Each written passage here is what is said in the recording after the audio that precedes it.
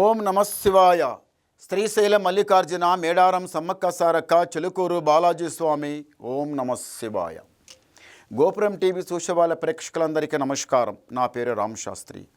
చిలక జోషం అంటండి ఆ కాలంలో ఉంది, ఇప్పుడు గుడుక ఉంది, ఇక ముందు గుడుక నడుస్తుంది. చిలక జోషం అంటే నిజముందండి, నమ్మండి, వినండి. జూన్ నెల 22 నుంచి 28 వరకు ఏ రాశి మీద గురుబలం ఎంత ఉంది, ఏ రాశి మీద శనిబలం ఎంత ఉంది, మంచి ఎంత, చెడు ఎంత, లాభం లుక్సాన్, కష్టం నష్టం, సుఖం దుఃఖం చెప్తా వినండి.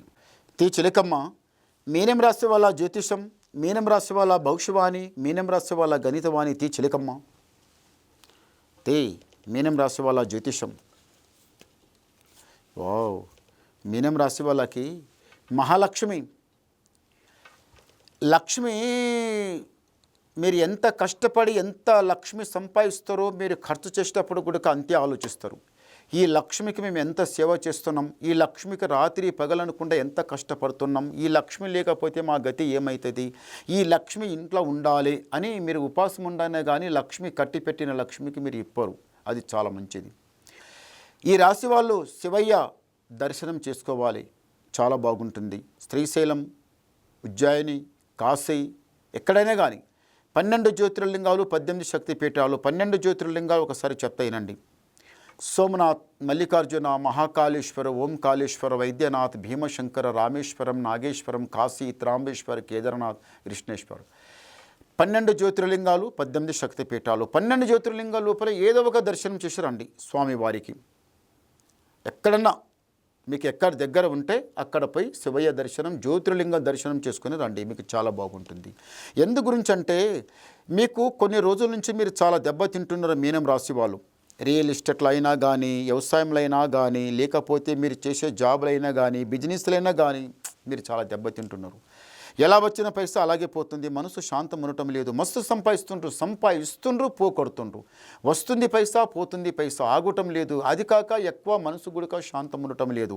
ఆరోగ్యం చాలా దెబ్బతింటుంది, చాలా దెబ్బతింటుంది ఆరోగ్యం. అది కాక ఈ రాశి వాళ్ళకు ఒక ఇంటికి కళ్యాణం చేసి ఇవ్వాలనుకున్నా, చేసి రావాలనుకున్నా కొంచెం నాగదోషం అనేది చాలా చెడ్డగా ఉంది. నాగదోషమైనా కానీ, కుజదోషమైన కానీ, కాలసర్ప దోషమైన కానీ చాలా దోషాలు ఉన్నాయండి. ఈ దోషం తొలగితే కళ్యాణం చేయాలనుకుంటే జరగదు. ఎందు గురించి అంటే వచ్చే నీళ్ళకి ఆనకట్ట వేస్తే ఆ నీళ్ళు వచ్చి ఎట్లా ఆగుతుందో ఈ దోషాలు ఉంటే వచ్చిన సంబంధం అలాగే ఆగిపోతుంది, కానీ జరగదు.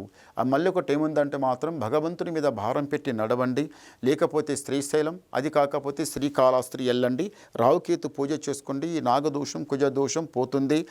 మళ్ళీ ఇంటి లోపల కళ్యాణం చేసేయాలనుకున్న వాళ్ళు రంగవైభవంగా చేసిస్తారు. ఇంటి లోపల కృషి మీద కళ్యాణం అవుతుంది, లాభం అవుతుంది. వ్యవసాయం చేసే వాళ్ళకు మాత్రం చాలా మంచిగా కలిసి వస్తుంది. ఈసారి లాభం కలుగుతుంది. తొందరపడకండి, నిదానం చేయండి. ఈ రాశి వాళ్ళకు మళ్ళీ ఒకటి ఏముందంటే మాత్రం ఇంతవరకు కొన్ని గండాలు, కొన్ని చిక్కులు వచ్చినాయి.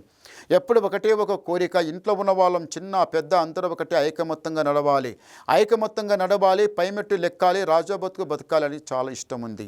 ఇంటి లోపల కొట్లాడ జగడ అంటే ఈ రాశి వాళ్ళకి నచ్చదు. మీనం రాశి వాళ్ళకి ఇంటి లోపల కొట్లాడ జగడ నచ్చదు.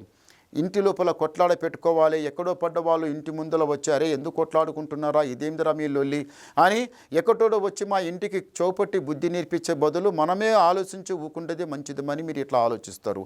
మళ్ళీ ఒకటి ఏముందంటే మాత్రం పెద్దల గుడిక మంచి పేరు సంపాదించుకున్న వాళ్ళు, మీరు గుడిక పేరు సంపాదించుకున్న వాళ్ళే కానీ అనవసరమైన మధ్యాహ్నం ఉన్న మాటలు విని ఇల్లు పోగొట్టుకోకండి. కొట్లాడ చకడ ఇంటి లోపల సదా కిరికిరి సాకిలిగిరి ఊక పెట్టుకోవద్దు, అది మంచిది కాదు. ఇంతవరకు బాధపడ్డారు, కష్టపోయారు, నష్టపోయారు, ఇప్పుడు ఒక లెవెల్ మీద వచ్చిండ్రు. భగవంతుని మీద భారం పెట్టండి, నడవండి, మీకు అంతా జయమే జరుగుతుంది. ఒకసారి గవ్వలేద్దాం. ఓం నమశివాయ. చాలా మంచి గవ్వలు పడ్డాయండి ఈ రాశి వాళ్ళకు.